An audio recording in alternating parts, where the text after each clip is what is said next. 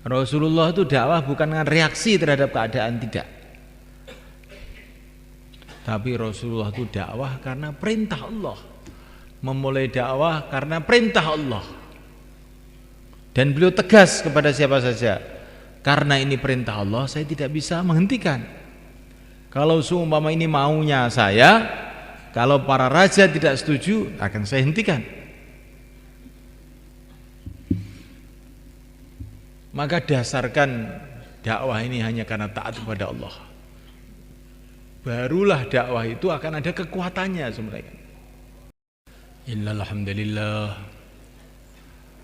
nasta'inuhu wa nastaghfiruhu wa nu'minu bihi wa natawakkalu alayhi wa na'udzu bihi min shururi anfusina min sayyiati a'malina man yahdihillahu fala mudilla lahu wa man yudlil fala hadiya lahu asyhadu an la ilaha illallah wahdahu la syarika lahu wa asyhadu anna sayyidana maulana wa habibana Muhammadan abduhu wa rasuluh. Allahumma salli wa sallim wa barik alaihi wa ala alihi wa ashabihi wa tabi'ina lahum ila yaumil qiyamah, amma ba'd.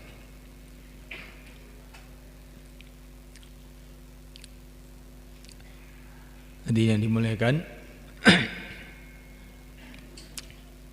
kita jadikan asas kerja kita, asas pemikiran kita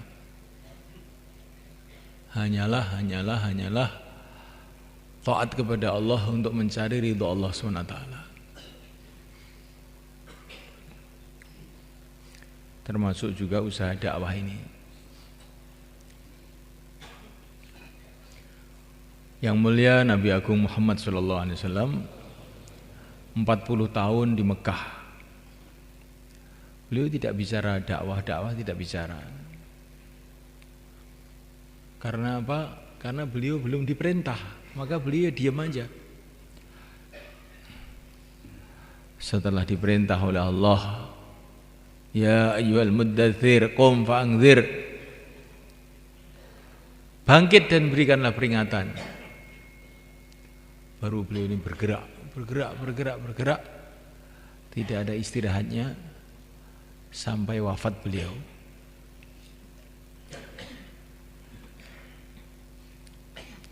Ketika usaha-usaha dakwah mulai berkembang di Jazirah Arab, maka perkembangan usaha dakwah ini didengar oleh Raja Persia. Maka Raja Persia merasa terganggu. Dikirimlah orang-orang untuk memanggil Baginda Muhammad SAW melalui gubernurnya yang ada di Yaman, yaitu Gubernur Badan. Setelah utusan itu datang menjumpai yang mulia Baginda Nabi SAW, mengatakan, kami ini adalah utusan raja di Raja Persia.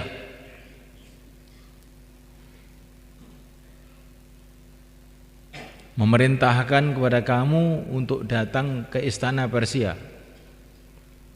dan menghentikan kerja dakwah kamu ini. Kalau kamu nekat, tidak mau tunduk, kamu akan dihancurkan dan seluruh kaum kamu akan dihancurkan semuanya. Katanya utusan Persia. Tapi Nabi itu macam tidak dengar dengan kata-kata orang Persia ini. Beliau ini menjawabnya itu aneh. Kamu kok kumisnya panjang-panjang, siapa yang nyuruh? Katanya. Ini bicara-bicara, dia ini utusan raja, Nabi itu tanya kumis. Kenapa kumis kamu panjangkan, jenggot kamu cukur? Kenapa? Ini karena perintah dari Tuhan kami, Raja Persia. Oh, kalau Tuhan saya, kata Nabi, menyuruh kumisnya supaya ditipiskan, jenggot dipanjangkan. Ini Nabi itu memulai pembicaraannya dari masalah kumis, bukan masalah apa itu tanggapan dengan masalah dengan Raja Persia. Kemudian Nabi mengatakan, kamu tunggu di masjid sana, besok pagi kamu nemui saya. Maka besoknya barulah utusan Persia menemui Rasulullah SAW. Maka baginda Nabi mengatakan, kalau dakwah ini mau saya, kalau memang Raja Persia tidak setuju, akan saya hentikan. Tapi dakwah ini bukan mau saya, ini perintah Allah Subhanahu wa ta'ala kepada saya, maka saya tidak bisa menghentikan usaha dakwah ini.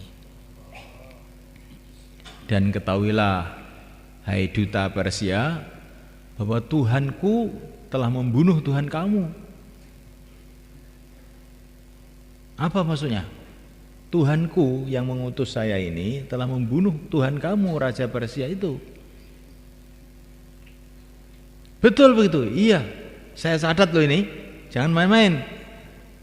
Catat, dicatat tanggal sekian, jam sekian. Langsung dia pulang ke Yaman. Sampai ke Yaman, Raja Yaman bilang, Gubernur Yaman Badan bilang, Raja Persia itu sudah mati, dibunuh anaknya sendiri.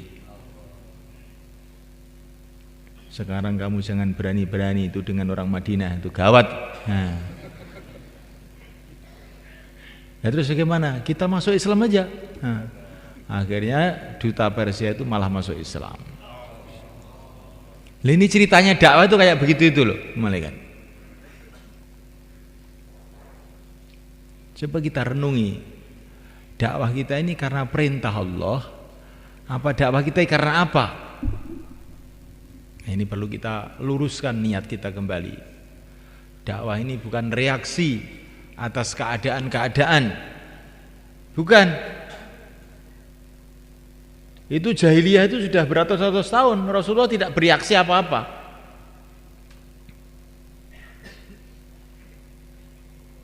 Rasulullah itu dakwah bukan dengan reaksi terhadap keadaan, tidak.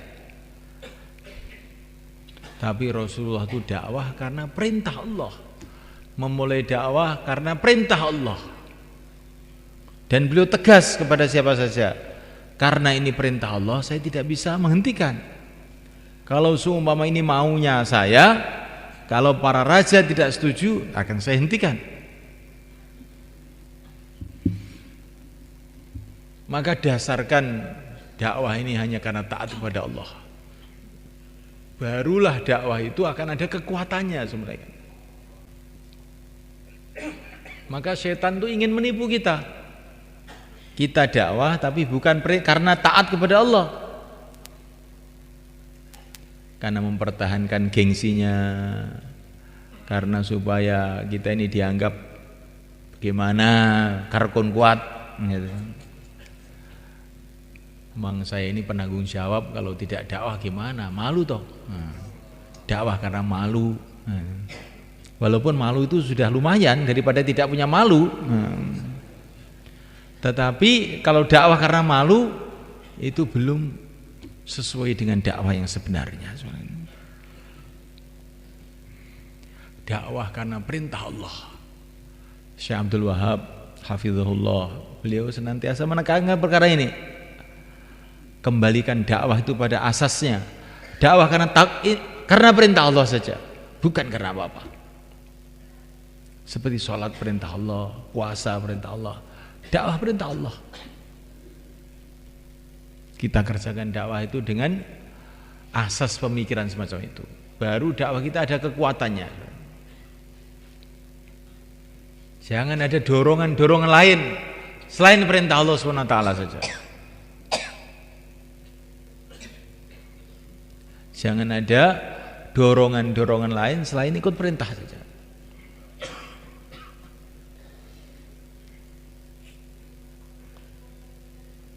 Sebetulnya kalau mau saya itu ingin tidur di rumah, tapi ini perintah Allah, bagaimana lagi?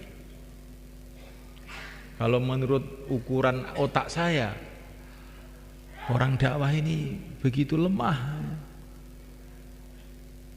macam semut merangkak-rangkak, sedangkan kebatilan itu seperti pesawat terbang Boeing 747. Bagaimana semut mau menandingi pesawat terbang? Tapi karena perintah Allah, saya kerjakan juga.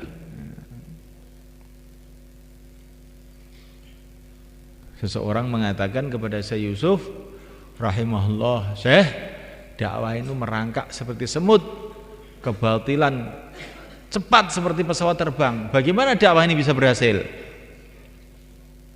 Maka beliau mengatakan, dakwah ini bukan mau balapan dengan pesawat terbang, bukan. Dakwah ini mengikut perintah Allah.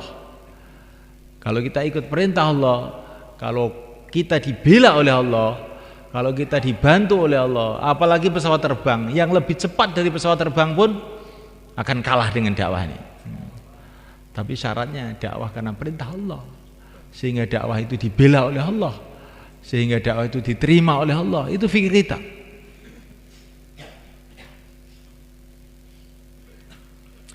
Waktu keluar 3 hari itu, karena kita ini belum punya pikir macam-macam, kelihatannya kayak ikhlas betul gitu sebenarnya kan.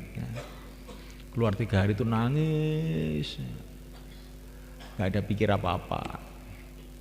Sekarang sudah agak lain. Setelah menjadi orang lama, maunya bayan saja.